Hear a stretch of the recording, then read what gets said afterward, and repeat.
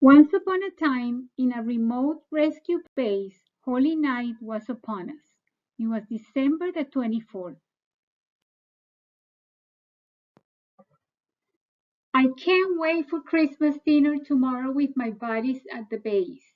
Everyone was making jokes about how many cookies and how much ham and turkey we are going to eat.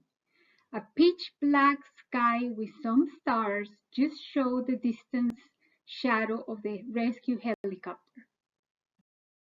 It is already 20-30 hours. We know we have several troops on the mountains, and tonight the sky is full of planes flying personnel back home for Christmas. We are in alert for any emergencies that could happen. Yesterday morning, we did a medical evacuation of a local resident who suffered serious burns in his legs. The area was in a remote village in the mountains. The helicopter landed near the village, and we had to walk about a mile to bring the man in a stretcher back to the helicopter, checking his vital signs. We took him and his wife to a hospital in the nearest city. We were relaxing and watching a Christmas movie in the rest area, listening to the classic song White Christmas. Meanwhile, our radio operator received a call on the emergency frequency. This is Nick. I need help. The radio operator answered, Search and rescue base, please repeat your message. What kind of emergency do you have? Once again he heard the voice. Fire base. I am Nick. I need emergency rescue. I crashed and several members of my crew need rescue and medical attention. I asked once again, Nick, what is your position so we can send help? He answered, Fire base. My position is 32 miles from your base, bearing 130 degrees. We alerted the crew who ran to the ramp and started up the helicopter.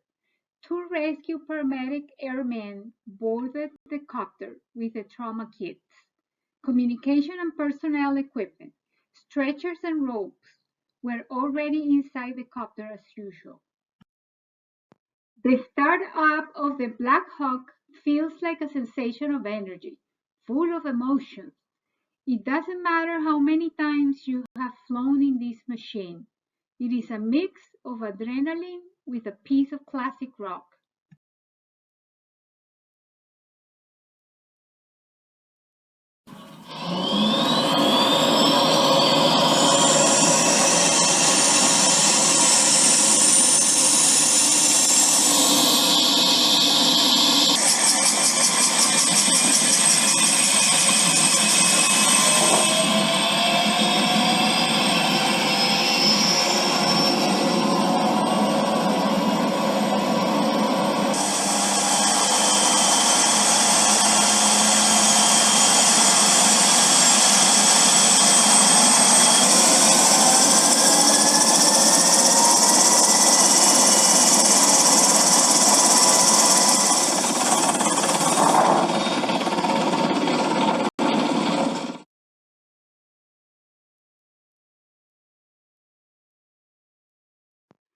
I put on my helmet as a jump master, connected my intercom, and I told the pilot that we were secured and ready in the back for departure.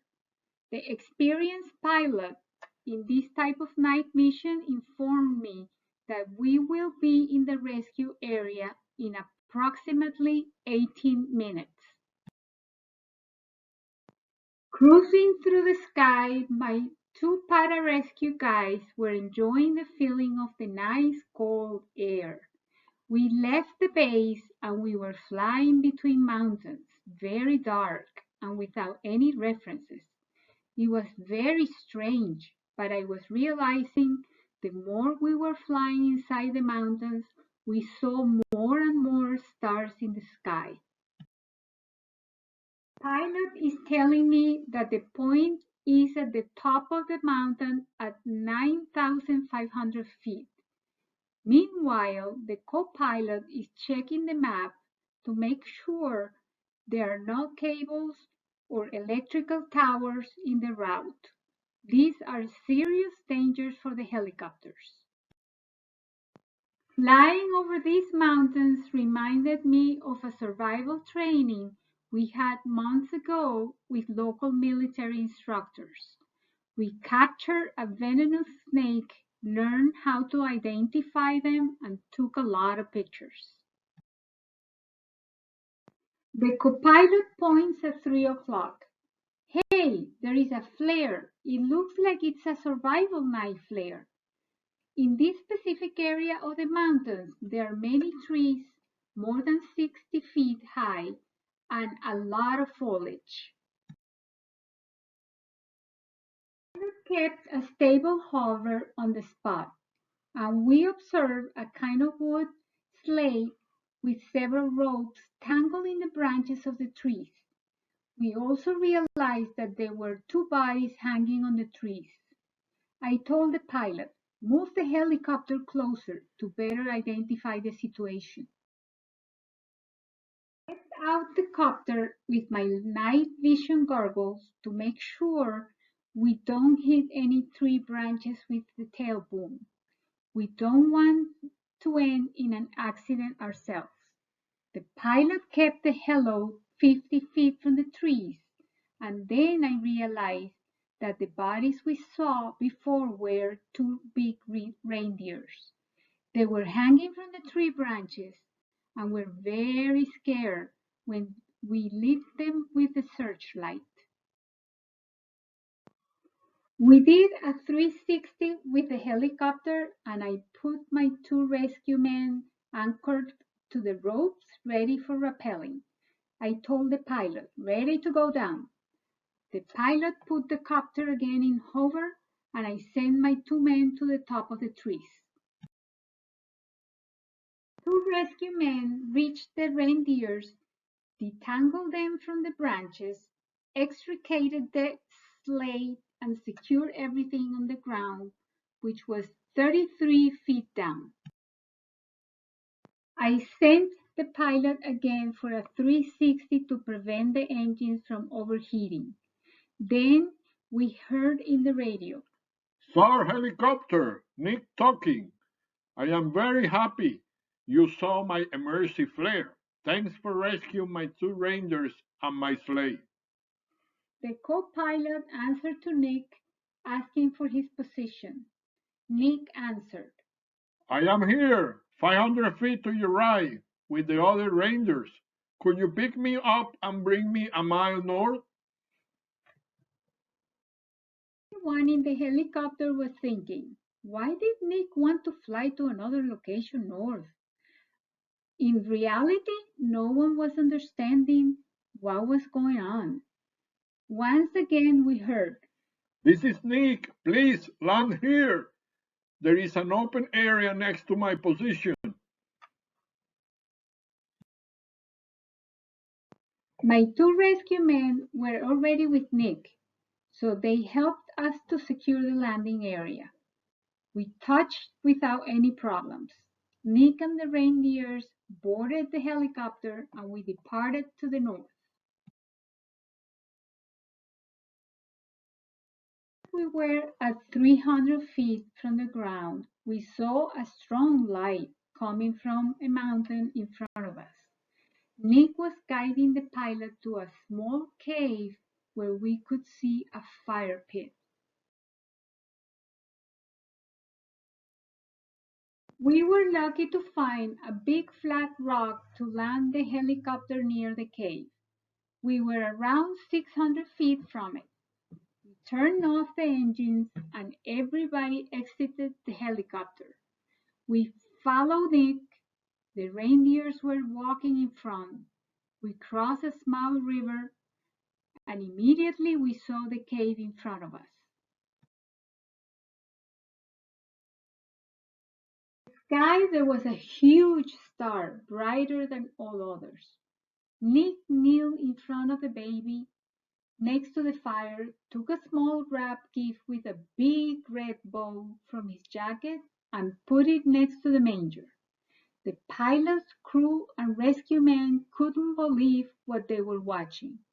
The Holy Night brought to us an extraordinary opportunity to perform the best rescue of our lives. We helped Santa travel to the manger and give his best gift to the baby Jesus. Amazing.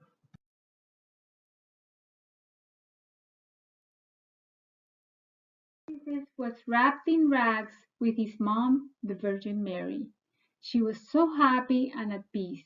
I had never seen this kind of happiness and love in my life. His father, Joseph, gratefully was hugging Mary.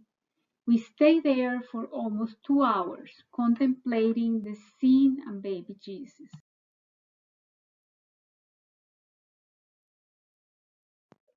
After midnight, Nick asked us if we could help him repair the sleigh. We went back to the helicopter on the flat rock, started up the engines, and flew down, where we left the sleigh.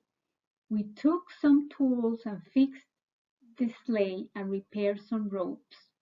Also, one of the reindeers had a small cut in a leg, so we cleaned the wound and treated him. Once we finished, Nick thanked us again for the help and told us that we saved his Christmas with this rescue operation. Immediately after that, he said bye and departed to continue bringing his gifts to all the children in the world. We heard a loud ho, ho, ho, and the reindeers pulling the sleigh disappeared in the north direction. Ho, ho, ho, ho, ho! Merry Christmas, everyone! We turned on the engines and flew back to our base with great happiness. This rescue was an unforgettable experience, a Christmas rescue on the Holy Night. Wow! Merry Christmas to all.